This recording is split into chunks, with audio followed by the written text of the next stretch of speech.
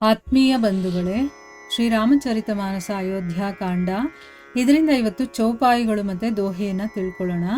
ಕೃಪಾ ಭಲಾಯಿ ಆಪನಿ Nath ಕೀನ್ಹ ಭಲ more ದೂಷನ್ ಭೇ ಭೂಷನ್ ಸರಿಸ್ ಸುಜಸ್ ಚಾರು ಚಹು ಊರ್ ರಾವುರಿ ರೀತಿ ಸುಬಾನಿ ಬಡಾಯಿ ಜಗತ್ ಬಿದಿತ್ ನಿಗಮಾಗಮ ಗಾಯಿ कूर कुटिल खल कुमति कलंकी नीच निसील निरीस निसंकी तेवु सुनी सरन सामुहे आये सकृत प्रणाम किहे अपनाये देखी दोष कबहु न उर आने सुनी गुण साधु समाज बखाने को साहिब सेव कहीं नेवाजी आप समाज साज सब साजी निज कर तूति न समुझिय सपने सेवक सकुच सोचु उर अपने सो गोसाई नहीं दूसर कोपी भुजा उठाई कहु पन रोपी पशु नाचत सुख पाठ प्रबीना गुण गति नट पाठक अधीना आधीना. ಇವು ಚೌಪಾಯಿಗಳು ಮತ್ತು ದೋಹೆ. ಈಗ ಇದರ ಅರ್ಥವನ್ನು ತಿಳ್ಕೊಳ್ಳೋದಕ್ಕೆ ನಾವು ಪ್ರಯತ್ನ ಮಾಡೋಣ.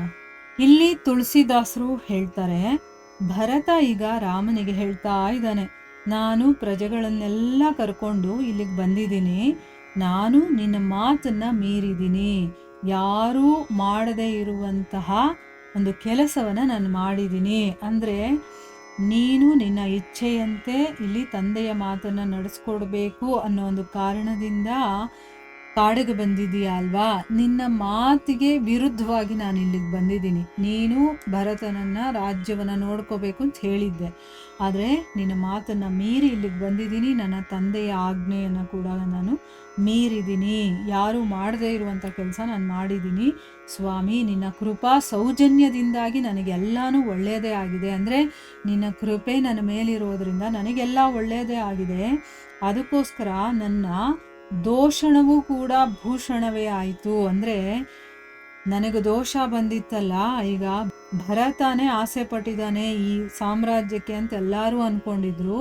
ಸೊ ನಿನ್ನ ಮಾತನ್ನ ಮೀರಿ, ನನ್ನ ತಂದೆಯ ಮಾತನ್ನ ಮೀರಿ ನಾನು ಆ ರಾಜ್ಯವನ್ನು ಬಿಟ್ಟು ಇಲ್ಲಿಗೆ ಬಂದಿದ್ದೆ. ಆದರೆ ಈಗ ಆ ದೋಷ ಕೂಡ ನನಗೆ ಭೂಷಣನೇ ಆಗೋಗಿದೆ, ಅದು ನನಗೆ ಒಳ್ಳೆಯದೇ ಆಗಿದೆ.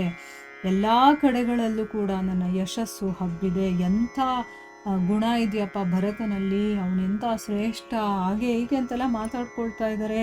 ಪ್ರಭು, ನಿನ್ನ ರೀತಿಯ ಕಾರುಣ್ಯ ಸ್ವಭಾವಗಳು ಜಗತ್ ಪ್ರಸಿದ್ಧವಾಗಿರುವಂಥದ್ದು. ಅಂದರೆ ನೀನು ಯಾವ ರೀತಿ ನಡ್ಕೊಳ್ತೀಯ, ನಿನ್ನ ಕರುಣೆ ಏನು, ನಿನ್ನ ಸ್ವಭಾವ ಏನು, ಅದೆಲ್ಲ ಜಗತ್ ಪ್ರಸಿದ್ಧ, ಎಲ್ಲರಿಗೂ ಗೊತ್ತಿರುವಂಥದ್ದೇ.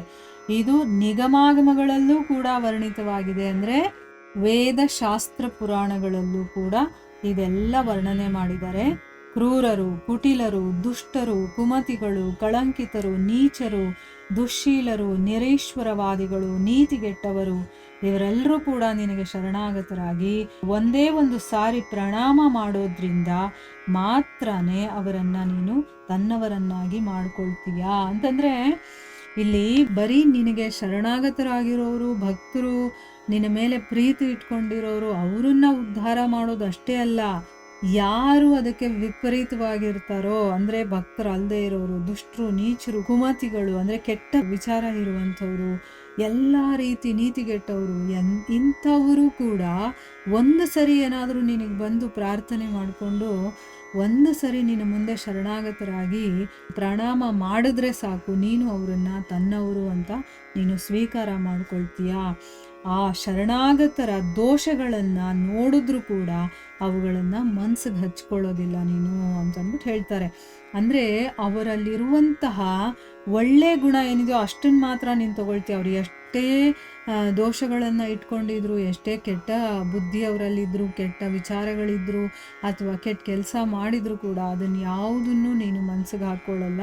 ಅವರ ಗುಣಗಳನ್ನು ಮಾತ್ರ ಗ್ರಹಿಸಿ ಅವರನ್ನು ಸಾಧು ಜನ ಸಮಕ್ಷದಲ್ಲಿ ಕೊಂಡಾಡಿದ್ದೀರಾ. ಅಂತಂದ್ರೆ ಏನು, ಸಾಧು ಸಂತರು ಇರ್ತಾರಲ್ಲ, ಸಾಧು ಸಂತರು ಯಾರು? ಭಗವಂತನ ಭಕ್ತರು, ಭಗವಂತನಿಗೋಸ್ಕರ ಇರುವಂಥವ್ರು. ಅವ್ರ ಮುಂದೆ ಅಂದರೆ ಅಂಥ ಶ್ರೇಷ್ಠ ವ್ಯಕ್ತಿಗಳ ಮುಂದೆ ನೀನು ಇಂಥ ಅವಗುಣಗಳಿದ್ರೂ ಕೂಡ ಅವ್ರು ಏನಾದರೂ ನಿನಗೆ ಬಂದು ಶರಣಾಗತಿಯಾಗಿ ಒಂದ್ಸರಿ ಪ್ರಣಾಮ ಮಾಡಿದ್ರು, ಅಂಥ ಜನಗಳ ಮುಂದೆ ನೀನು ಅವರನ್ನು ಹೊಗಳ್ತೀಯಾ?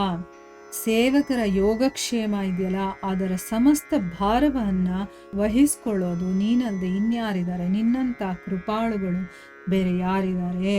ಅಂದರೆ ನಿನ್ನ ಸೇವಕರು ಅಂತ ನಿನಗೆ ಶರಣಾಗತಿಯಾಗಿರ್ತಾರಲ್ಲ, ಆ ಸೇವಕರ ಯೋಗಕ್ಷೇಮವನ್ನು ನೋಡ್ಕೊಳ್ಳುವಂಥವು ನೀನು.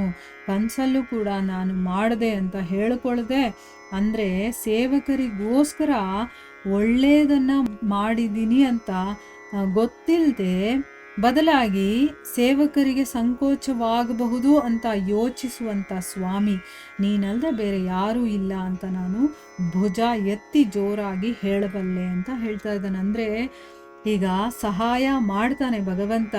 ಎಲ್ಲಿ ನನ್ನ ಭಕ್ತ ಸಂಕೋಚ ಪಟ್ಕೊಳ್ತಾನೋ ಆ ರೀತಿ ಸಂಕೋಚ ಪಟ್ಕೋಬಾರ್ದು ಅಂತಂದ್ಬಿಟ್ಟು ಸೇವಕರಿಗೆ ಒಳ್ಳೇದಾಗಬೇಕು ಅಂತ ಎಲ್ಲವನ್ನೂ ಮಾಡಿ ಏನೂ ಗೊತ್ತಿಲ್ಲದೆ ಇರೋ ಹಾಗೆ ಸುಮ್ಮನೆ ಇದ್ಬಿಡ್ತು. ಯಾಕಂದರೆ ಸೇವಕರು ಸಂಕೋಚ ಎಲ್ಲಿ ಪಟ್ಕೊಳ್ತಾರೋ ಅಂತಂದ್ಬಿಟ್ಟು, ಈಗ ಒಡೆಯ ಬಂದು ಸೇವಕರಿಗೆ ಸೇವೆ ಮಾಡಿದ್ರೆ ಅಥವಾ ಸೇವಕರಿಗೆ ಏನು ಬೇಕೋ ಬೇಡವೋ ಅದನ್ನೆಲ್ಲ ಅವನೇ ಖುದ್ದಾಗಿ ಬಂದು ಏನಾದರೂ ಮಾಡಿದ್ರೆ ಅವ್ರಿಗೆ ಸಂಕೋಚ ಆಗುತ್ತಲ್ವ ಸೇವಕರಿಗೆ. ಆ ರೀತಿ ಸೇವಕರಿಗೆ ಸಂಕೋಚ ಆಗಬಾರ್ದು ಅನ್ನೋ ರೀತಿ ನೀನು ಯೋಚನೆ ಮಾಡಿ ಕೆಲಸಗಳನ್ನು ಮಾಡ್ತೀಯಲ್ವ. ಅದಕ್ಕೆ ಅಂಥ ವಿಚಾರಗಳನ್ನು ನಾನು ತುಂಬ ಹೆಮ್ಮೆಯಿಂದ ಹೇಳ್ಕೊಳ್ತೀನಿ. ಕಪಿಯೇ ಮೊದಲಾದ ಪಶುಗಳು ಕುಣಿಯುತ್ತವೆ, ಗಿಳಿಗಳು ಹೇಳಿಕೊಟ್ಟದ್ದನ್ನು ನುಡಿಯೋದ್ರಲ್ಲಿ ಪ್ರಾವೀಣ್ಯವನ್ನು ಪಡೆಯುತ್ತೆ. ಅಂದ್ರೇನು? ಕಪಿ ಆಗಿರ್ಬೋದು, ಬೇರೆ ಪ್ರಾಣಿಗಳಾಗಿರ್ಬೋದು, ಈಗ ನಾವು ಸರ್ಕಸ್ಗಳಲ್ಲಿ ನೋಡ್ತೀವಲ್ವ, ಅದನ್ನು ಟ್ರೈನ್ ಮಾಡಿರ್ತಾನಲ್ಲ, ಅವನು ಏನು ಹೇಳುತ್ತೋ ಹಂಗೆಲ್ಲ ಅವೆಲ್ಲನೂ ಮಾಡಿ ತೋರಿಸುತ್ತೆ. ಇನ್ನು ಗಿಳಿಗಳಿಗೆ ಏನು ಹೇಳ್ಕೊಡ್ತೀವೋ ಅದನ್ನು ಹಾಗೆಯೇ ಅದು ಹೇಳುತ್ತೆ, ಅದರಲ್ಲಿ ಅದು ಎಕ್ಸ್ಪರ್ಟ್ ಆಗುತ್ತೆ, ಪ್ರಾವೀಣ್ಯತೆಯನ್ನು ಪಡೆಯುತ್ತೆ. ಆದರೆ ಗಿಳಿಯ ಬಾಯ್ಪಾಠ ಮತ್ತು ಕಪಿಯ ಕುಣಿಯುವ ಗತಿಯನ್ನು ಹೇಳ್ಕೊಡೋರು ಅಥವಾ ಕುಣಿಸುವವರ ಅಧೀನವಾಗಿರುತ್ತೆ. ಅಂದರೆ ಅವ್ರು ಏನು ಹೇಳ್ಕೊಡ್ತಾರೋ ಅದನ್ನು ಮಾತ್ರ ಇದು ಹೇಳುತ್ತೆ. ಅವನು ಹೇಗೆ ಕುಣಿಸ್ತಾನೋ ಆ ರೀತಿ ಅದು ಕುಣಿಯುತ್ತೆ. ಅಂದರೆ ಇವನ ಅಧೀನದಲ್ಲಿ ಅವರು ಕೆಲಸ ಮಾಡ್ತಾರಲ್ವ, ಆ ಪ್ರಾಣಿ ಆಗಿರ್ಬೋದು, ಆ ಗಿಳಿ ಆಗಿರ್ಬೋದು, ಅದನ್ನು ಇಲ್ಲಿ ಹೇಳ್ತಾ ಇದ್ದಾನೆ. ಅಂದರೆ ಅರ್ಥ ಇಲ್ಲಿ ಎಲ್ಲಕ್ಕೂ ಕಾರಣ ಭಗವಂತ ಅಲ್ವಾ. ಸೊ ಅವನು ಏನು ಹೇಳ್ತಾನೋ ಆ ರೀತಿ ನಾವು ಮಾಡ್ತೀವಿ, ಅವನು ಹೇಗೆ ಕುಣಿಸ್ತಾನೋ ಆ ರೀತಿ ನಾವು ಕುಣಿತೀವಿ. ಸೇವಕರ ಕೆಲಸ ಏನು? ಅವನು ಏನು ಹೇಳ್ತಾನೋ ಅದನ್ನು ಮಾಡೋದು. ನಮ್ಮ ಕೈಯಲ್ಲಿ ಮಾಡಿಸ್ತಾನೆ. ನಮ್ಮನ್ನು ಒಂದು ಹೊಗಳಿಕೆ ಆಗಿರ್ಬೋದು, ನಮ್ಮ ಬಗ್ಗೆ ಬೇರೆಯವರು ಅಷ್ಟು ಜನ ಮಾತಾಡೋದಾಗಿರ್ಬೋದು, ಎಲ್ಲವನ್ನ ಮಾಡ್ತಾನೆ. ಎಲ್ಲಿ ನಾನು ಮಾಡಿದೆ ಅಂತ ತಿಳ್ಕೊಂಡ್ರೆ ಸಂಕೋಚ ಆಗುತ್ತೆ ಅವ್ರಿಗೆ ಅಂತ ಅವನು ಸೈಡಲ್ಲಿ ಇರ್ತಾನೆ. ಅಂದರೆ ಆ ಒಂದು ಹೆಸರಾಗಿರ್ಬೋದು ಅದೆಲ್ಲ ನಮಗೆ ಸಿಗುತ್ತೆ. ಭಗವಂತನೇ ಮಾಡಿಸಿದ್ರೂ ಅದನ್ನು ಯಶಸ್ಸನ್ನು ಪಡೆಯೋದು ನಾವೇನೆ. ಆದರೆ ಮಾಡಿಸೋನು ಯಾರು? ಅವನು ಹೇಗೆ ಮಾಡಿಸ್ತಾನೋ ಆ ರೀತಿ ನಾವು ಮಾಡ್ತಾ ಇರ್ತೀವಿ. ಅದನ್ನು ಇಲ್ಲಿ ಹೇಳ್ತಾ ಇದ್ದಾರೆ. ಇಲ್ಲಿಗೆ ನಾವು ನಿಲ್ಲಿಸೋಣ. ಹರೇ ಕೃಷ್ಣ.